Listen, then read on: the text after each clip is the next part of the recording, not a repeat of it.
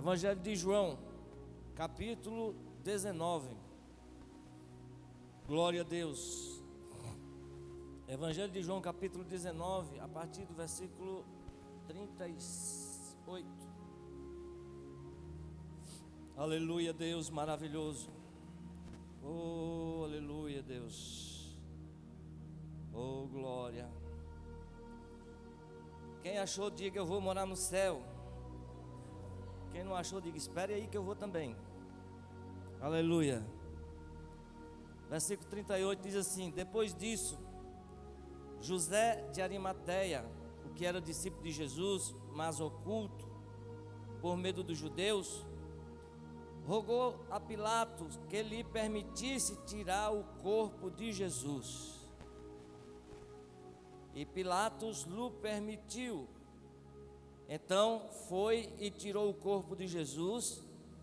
E foi também Nicodemos, aquele que anteriormente se dirigia de noite a Jesus, levando quase 100 libras de um composto de mirra e aloés. Tomaram, pois, o corpo de Jesus e o envolveram em lençóis com as especiarias, como os judeus costumavam fazer na preparação para o sepulcro. E havia um horto naquele lugar, onde fora crucificado, e no horto um sepulcro novo, em que ainda ninguém havia sido posto. Ali, pois, por causa da preparação dos judeus, e por estar perto aquele sepulcro, puseram a Jesus. Quero repetir o versículo, ao final do versículo 38, que diz: rogou a Pilatos que lhe permitisse tirar o corpo de Jesus. E Pilatos lhe permitiu. E rogou a Pilatos que lhe permitisse tirar o corpo de Jesus. E Pilatos lhe permitiu. Glória a Deus. Amados irmãos, vamos analisar um pouquinho, refletir a respeito dessa situação. Quem é ou para que serve um morto? A nada, só para ser enterrado, não é verdade? Aqui é José de Arimateia, juntamente com Nicodemos, foi a Pilatos e pediu o corpo de Jesus. E ele permitiu, ele foi, tirou, preparou, comprou um lençol fino, preparou com óleos, e para o seu sepultamento. E eu queria fazer um paralelo disso com a igreja. Muitas vezes um membro do nosso corpo está doente, um dedo está doente, cria um tumor e tal. E às vezes você tem que tomar remédio porque não melhora e você tem que tomar uma injeção. Aí onde é que você toma a injeção? Você não toma no dedo, você toma na nádega. Um membro do seu corpo tem que sofrer para que o outro seja curado. Interessante. É porque não dá injeção aqui. Não, aí quer você dá injeção na nádega para poder curar o dedo, um outro membro. Um membro padece para o outro sofrer. Aliás, para o outro ser curado. E assim é a igreja. A igreja do Senhor na terra é o corpo de Jesus. A Bíblia diz que Jesus é o cabeça do corpo e o corpo é a igreja. E muitas vezes nós percebemos que a igreja está com muitos membros doentes. E eu fico feliz porque Deus tem levantado homens com uma visão diferente, com uma visão curadora, com uma visão resgatadora do corpo de Cristo, assim como José de Arimateia foi até Pilatos e pediu o corpo de Jesus. Existe uma tendência tremenda, ou uma coisa no coração, no homem, o desejo de ter glória, de ter fama, de ter poder, mesmo no meio do povo de Deus. Existem pessoas que desejam a fama como pregador, ou como profeta, ou como homem, né, que opera milagres e ama estas coisas mais às vezes do que até o próprio Jesus. Essas pessoas estão doentes, porque toda a manifestação do Espírito Santo através do corpo de Cristo, que é a sua igreja, precisa ter uma finalidade, precisa ter uma causa, e não por si mesmo. Porque segundo as Escrituras, no Evangelho de Marcos, capítulo 10, o Senhor falou algo muito interessante a respeito dos filhos de Zebedeu, que era Tiago e João, o queridinho, né? O queridinho de Jesus, né? João é chamado nas Escrituras como discípulo amado, e Tiago era seu irmão, ambos eram filhos de Zebedeu. E aproximaram-se dele Tiago e João, filho de Zebedeu, dizendo: Mestre, nós queremos que nos faça o que nós pedimos. Olha só, o que foi que Tiago e João fizeram? Ou se aproximaram do Senhor Jesus e disse: eu quero que nos faça o que pedimos. E ele disse: que queres que vos faça? E eles lhe disseram: concede-nos que na tua glória nos assentemos, um à tua direita e outro à tua esquerda. Olha só. Mas Jesus lhe disse: vocês não sabem o que pedis, né? Vocês não sabem o que estão pedindo. Olha só, quantas as vezes os filhos de Deus estão pedindo coisa a Deus sem saber o que está pedindo. E às vezes é uma coisa que é para a sua própria glória e não é para glorificar o nome do Senhor. Aí eu pergunto o seguinte: é problema alguém ser um grande pregador, ser um grande operador de milagre? Deus deu a ele esse dom. Não, é problema ter fama, ser reconhecido como tal? Não é, porque a fama com propósito, a fama por uma causa, é aquilo que o Senhor Jesus disse: não pode esconder uma lâmpada debaixo do alqueire, mas coloca no velador para que todos vejam e todos recebam a sua luz. Porque quando o Senhor, através dos membros do seu corpo, opera a maravilha e essa pessoa passa a ser visto, ele vai sempre se considerar dependente dos outros membros e não menos importante do que os outros membros, como está escrito, porque o olho não pode dizer, né, aos outros membros: eu não tenho necessidade de vocês, ou a cabeça aos pés dizer: eu não preciso de você, porque todos nós dependemos uns dos outros. Você sem mim não é nada, eu sem você não sou nada, porque na hora, se eu me desligar de você, deixar de ter essa integração, essa ligação, eu morro. Então, a glória ou a fama sem propósito, ela realmente é um risco terrível. E o Senhor Jesus disse aos discípulos: vocês não sabem o que vocês estão pedindo. Eles queriam uma posição privilegiada na glória, uma à direita e outra à esquerda. Por causa disso, os discípulos se revoltaram contra eles. Aí o Senhor Jesus foi apacentar todos, chamou todos e disse: vem aqui vocês. Depois você lê o capítulo 10. E o Senhor Jesus disse: olha, no mundo, quem é governador, presidente, prefeito, quem é poderoso, se assenhoreia dos seus súditos e domina sobre eles. Mas entre vocês que fazem parte do corpo de Cristo, entre vocês não será assim.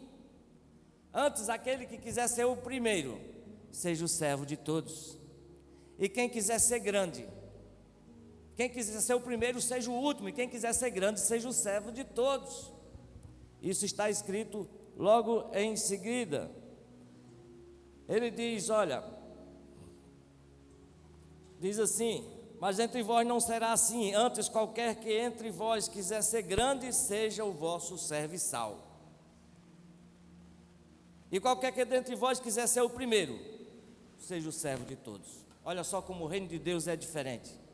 Irmãos, quando nós consideramos os outros superior a nós, E quando no meu coração eu quero ser grande, a Bíblia não proíbe. Se alguém quiser ser grande, aí a gente vê que não há proibição. Mas só que no reino de Deus existe um princípio: quem quiser ser grande, seja o servo. Quem quiser ser o primeiro, seja o último. E quando entre nós há esse sentimento, aí sim, você acaba sendo visto pela sua humildade. Humildade não é você baixar a cabeça para tudo que lhe pedem, o que lhe dizem. Não é nada disso não. Humildade é você reconhecer que você não é maior do que o outro. E muitas vezes o outro precisa ser corrigido. E as pessoas têm corrido aí após a busca de fama e de glória, cantores, pessoas de toda a busca de fama e de glória, e está doente. Mas Deus tem levantado homens com visão, e são resgatadores de corpos mortos, assim como José de Arimateia pediu a Pilatos o corpo do Senhor Jesus, e cuidou dele, porque resgatar corpos vivos até que é fácil, né? Ainda está vivo, mas depois de morto, fazer o quê? Mas o corpo de Cristo, Paulo diz que por causa disso ele se regozijava. Na carta aos Colossenses ele diz uma coisa maravilhosa. Ele diz no capítulo 1, versículo 24: regozijo-me agora do que padeço por vós, e na minha carne cumpro o resto das aflições de Cristo pelo seu corpo, que é a igreja. Significa dizer, irmão, quando tem um irmão doente na fé, dando trabalho, arrogante, que não está sintonizado com o seu pastor, ou com a visão da igreja, com a visão de Deus, ele está doente. Por causa disso tem alguém sofrendo por você. Paulo diz: eu me regozijo por padecer e por sofrer por aqueles que fazem parte do corpo de Cristo. Porque não significa que não fazem parte, mas muitas vezes está doente. E às vezes quem vai sofrer não é nem você, que outros estão sofrendo, como eu falei, o seu membro está doente e você tem que ter uma injeção no outro ponto. Outro membro padece para que você seja curado. O Senhor Jesus, ele veio e morreu para nos resgatar de toda malícia, de toda maldade, resgatar de toda visão obscura. E o Senhor veio nos conceder a luz, como nós temos falado tantas vezes, que o povo que estava sentado nas trevas viu uma grande luz, e o povo que estava na região da sombra da morte, prontos para morrer, raiou a luz. A luz do Evangelho nos resgata e nos tira de situações que iríamos para o sepulcro, mas o Senhor nos trouxe das trevas para a sua maravilhosa luz. No sangue de Jesus, na sua morte na cruz, Ele nos resgatou das trevas e agora nos transportou para o reino do Filho do seu amor. E o que nós precisamos é deixar de lado toda a ambição, todos os nossos conceitos humanos sobre a vida e olhar para os princípios do reino de Deus, porque fazendo assim, o corpo de Cristo, ele crescerá de forma saudável, pleno, adorando ao Senhor e honrando o seu Senhor, que o dia virá nos resgatar. E esse é o meu desejo, o desejo do meu coração, de uma igreja onde não exista doentes. Não estou dizendo perfeitos, é diferente, porque nós não somos perfeitos. E quando nós lemos a palavra, grandes homens de Deus, eles não eram perfeitos. Está registrado os seus erros, os seus pecados, mas foi pessoas que se voltaram e se arrependeram, reconheceram que eram pecadores, e a única oração deles era: Senhor, não tire de mim o teu Espírito Santo. Quando nós nos embrutecemos, endurecemos o nosso coração para não ver onde caímos, aí sim aí nós corremos um sério risco de tropeçar e cair. Mas Deus tem levantado homens, repito, homens resgatadores de corpos mortos, para que a igreja do Senhor seja uma igreja viva, sem mancha e sem mácula. E como disse o Senhor Jesus, Ele disse que, aliás, o apóstolo Paulo foi quem disse que ele zelava pela igreja de tal forma, porque desejava apresentar a igreja ao Senhor como uma esposa limpa, sem mancha e sem mácula. E ele estava disposto a não só, ele estava disposto até a morrer, não só a sofrer, mas até a morrer pela igreja. Que coisa tremenda. Um homem que diz, certa vez, ele diz: olha, irmãos, por quem de novo eu sinto as dores de parto, até que Jesus seja gerado em vós. Um homem que estava disposto a qualquer coisa, para que a igreja não fosse uma igreja doente, mas fosse uma igreja cheia do pleno conhecimento da graça de Deus, e que desfrutasse da graça de Deus, e vivesse com alegria, vencendo todas as potestades que se levantam contra a igreja do Deus vivo. Então, meus amados, José de Arimateia foi a Pilatos e pediu o corpo do Senhor Jesus. Ele amava o Senhor Jesus, ele servia o Senhor Jesus, e Jesus agora estava morto. E a gente conhece qual era o sentimento dos discípulos e de todos. Eles achavam que a coisa tinha sido encerrada. Jesus morreu, acabou tudo. Na verdade, eles manifestaram várias vezes isso, dizendo: olha, nós esperávamos que fosse ele quem redimisse Israel, mas os principais dos sacerdotes o mataram, e hoje já é o terceiro dia.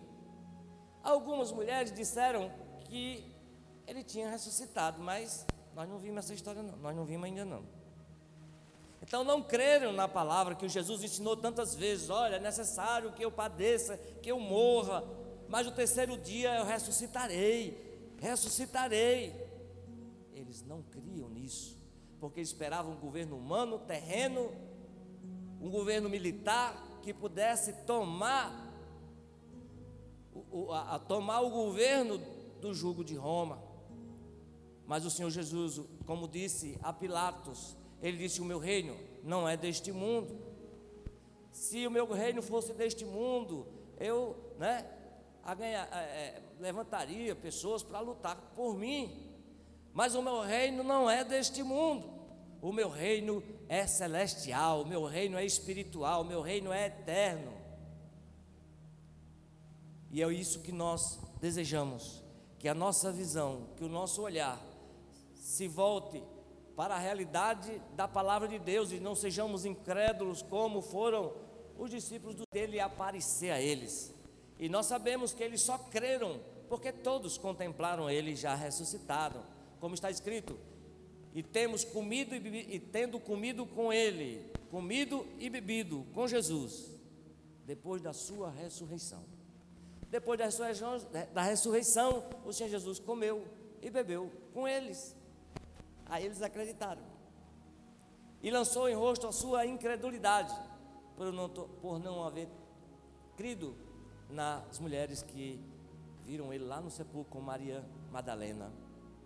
Então, meus amados irmãos, eu creio, só voltando à questão, que Deus está falando para mim e para você nesta noite. Não sejamos membros do corpo doentes por qualquer ambição, seja de fama, seja de glória, seja de posição, mas resgatadores de corpos mortos, resgatadores de membros doentes. Aqui o irmão está doente, a gente procurar ajudá-lo, procurar orientá-lo, quando o ideal, na verdade, seria você, ao ouvir a palavra, se dizer como fez Davi.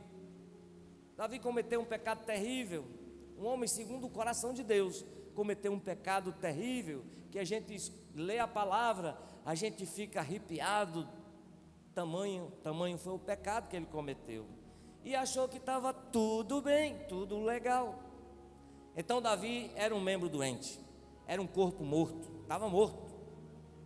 Mas depois de um tempo, o profeta foi até a casa dele e disse: olha, e contou uma história tremenda, né? Vou encerrar. E ele, quando ouviu a história, depois você procura e lê, não vou falar a história porque não vai demorar muito, viu, irmão? E eu não quero cansar vocês. Depois de o profeta fazer uma parábola e contar para ele a parábola, ele se levantou do trono e disse: esse homem é digno de morte. O profeta Natan disse: esse homem é você. Esse homem é você. O que foi que aconteceu? O Senhor estava tratando com um corpo morto, com um membro doente, um membro do seu povo, que era o representante da nação, era o seu rei. Mas nem por isso ele deixou de ser corrigido. Ou melhor, ele não foi corrigido imediatamente. A palavra foi falada a ele. Quando Natan disse: esse homem é você, quem é digno de morte é você. O que foi que ele fez? Pequei contra o Senhor. Ele pensou que o que ele tinha feito estava tudo escondido. Quantas vezes no nosso coração nós guardamos coisas e achamos que ninguém está vendo, ninguém sabe. Eu não contei nem para minha esposa, nem para meu marido, nem para ninguém sabe. Mas o meu coração está todo magoado, cheio de mágoa, cheio de coisa. E você não se liberta para servir a Jesus. Com isso você sofre prejuízos espirituais. A coisa é tão séria que a Bíblia diz que se eu estiver no meu coração mágoa contra alguém, a minha oração é impedida. Ou seja, não adianta me levantar de madrugada, jejuar, buscar a Deus e tal, orar 10 horas por dia. A Bíblia diz que a nossa oração é impedida, ou seja, tem um bloqueio, que ela não sobe até o trono de Deus. Quando fala a respeito de marido e mulher, a Bíblia diz que a mulher, ali o marido, trate com benevolência a mulher, dando honra como vaso mais fraco, entre aspas. Hoje esse conceito é diferente, né? Hoje tem muita mulher muito mais corajosa do que homem. Os cabos é que estão ficando fracos, né, Alcides? Os cabos hoje é que estão fracos. O cabo fica na tenda e ela vai trabalhar. Cuidado, inverter os papéis. Tem situações, muitas. A mulher é quem trabalha, que sustenta a casa, e o marido fica cuidando dos meninos. É verdade. Mas por que é isso? É porque os homens é que estão fracos, não é porque ele não seja forte, não. As mulheres que tomaram de jeito: peraí, me libertei agora, né, daquela cultura onde a mulher não é nada, e agora estão mostrando o seu valor. Está certíssimo. Bom, mas o ensinamento aqui é o princípio, não é? Que o marido deve honrar a sua esposa como vaso mais fraco, a mulher deve amar seu marido, e aquela coisa. Ele diz o quê? Para que não sejam impedidas as vossas orações. Se eu estiver encolerizado com a minha esposa, porque muitas vezes eu tenho raiva da minha mulher, não vou mentir, para morrer preto, a gente briga, né? Eu digo, mas logo em seguida eu, vai, tá tudo bem, meu filho? Tá tudo legal. Passou. Porque se eu não perdoar e ficar com aquela mágoa no meu coração, eu estou falando esposa como um exemplo, né?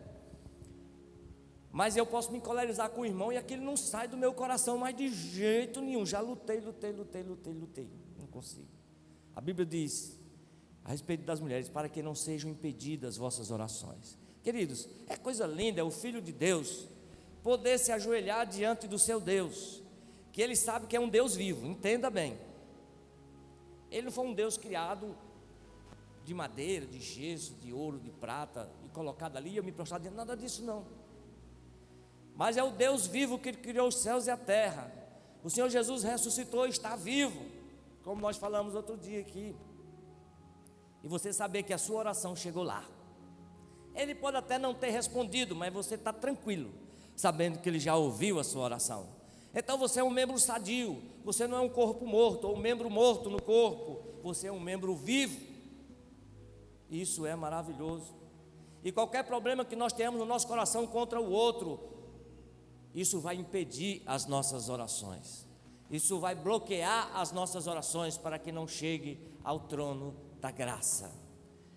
E nós sabemos que o Senhor Jesus, Ele nos chamou, não para vivermos uma vida pela metade, uma vida de comunhão com Deus somente pela metade. Ele nos chamou para termos uma vida plena de comunhão com o Senhor nosso Deus e desfrutarmos de tudo que Ele tem para nós. Como as crianças cantaram aqui, o Senhor Jesus, Ele nos dá alegria verdadeira, e não é uma alegria passageira, é uma alegria verdadeira, porque o Espírito Santo habita em nós, e nós podemos apagar o Espírito Santo, e ele não fluir no nosso coração, e isso pode com certeza causará em nós um prejuízo tremendo. Então, meus amados, a minha oração nesta noite é que nós venhamos fazer como Arimateia, está disposto sempre a resgatar o corpo, muito embora que seja de morto, e cuidar, e zelar, porque este corpo, no caso lá era de Jesus, com certeza ele não ia ficar no túmulo, ele ia ressuscitar, e que a nossa fé seja ressuscitada, e que nós venhamos a servir a Deus com completa e total liberdade, com ousadia, para entrar no santuário, porque no nosso coração está puro, como disse o Senhor Jesus no Sermão do Monte: bem-aventurado os limpos de coração, porque eles verão a Deus.